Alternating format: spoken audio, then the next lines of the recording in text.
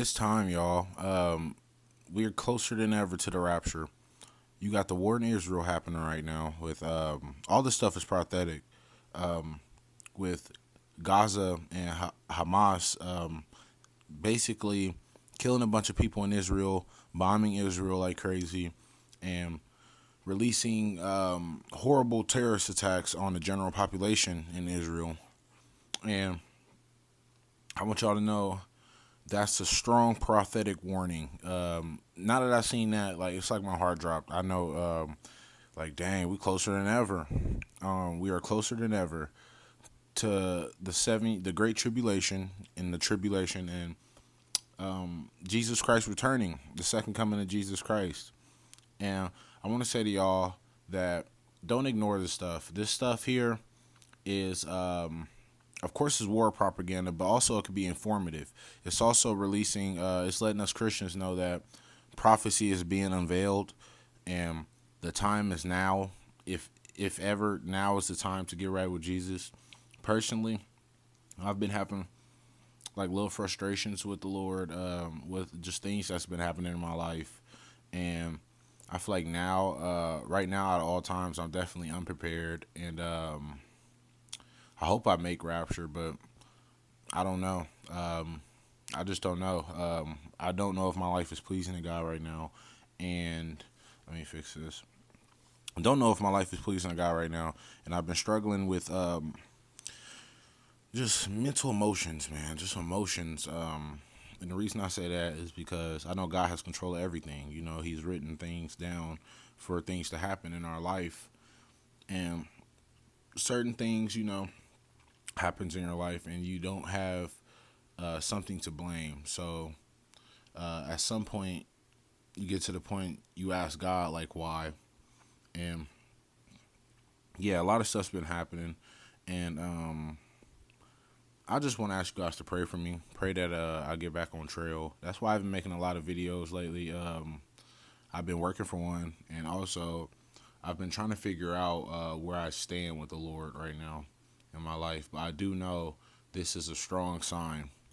And if I were to get left behind, I just pray that I'm ready and I'm prepared for what's to come, um, physically, mentally, and spiritually.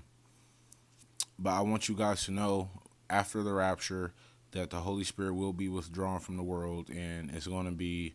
I don't know if it's necessarily going to be tough to communicate with God. He didn't show me that, but He did show me it's going to be like no mercy on earth, basically. So I just hope I got all the gear to help me with the physical tribulations that I'll face, but you really can't prepare for something like that.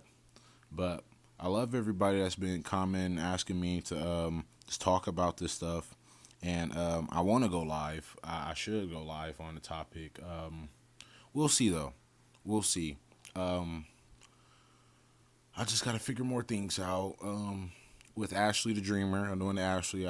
Me and her are going to do an interview, and I'm going to ask her about her life, and stuff like that, and kind of help the audience understand her more and learn her more because she's a brilliant young lady, and she's appointed by God. So it's always interesting to ask people and get to know people and ask them about themselves and things about themselves that we wouldn't necessarily know or they wouldn't even necessarily reveal unless be asked. But back on the topic of Israel Hamas, you even got a lot of people siding with Hamas and uh, Palestine. Forgive me if that's wrong. I said that wrong. And in Christianity, we got to side with Israel. Simple as that. Israel is the fruit in God's eyes, the apple in God's eye. And I know it says something about fire's going to like get rained down on the countries from the sky. Whoever, you know what I mean, hurts Israel. But I heard this interesting topic from Pastor Dow, and I wouldn't necessarily listen to him because he's telling you can have five wives as a Christian just because Abraham and Moses had a bunch of concubines and wives. So I wouldn't necessarily listen to him because I don't think that's what God intends for us nowadays. And he kind of dismisses the new covenant and sticks to the old covenant ways. And the new covenant is important for us in this world. The old covenant was important for the first world before the flood. But essentially, he was talking about how the people in Israel aren't the natives in Israel. It was a bunch of Germans who kind of essentially moved over the actual Israelites, the people, the true people in Jerusalem and stuff like that, and the Jews, and they took over the culture and the land and claimed it as their own. So my question is God, when he means about like the attacks on Israel, is he just talking about the land itself or the actual people? Because if it's the actual people, then it may not be Israel itself. It may be the Hamas people, if that's the case. But who's God in defense of? But I do think God is angry with them because they're butchering kids at concerts, stuff like that. And I'm just curious on how this is going to unfold, even though we can see how it's going to unfold through biblical prophecy.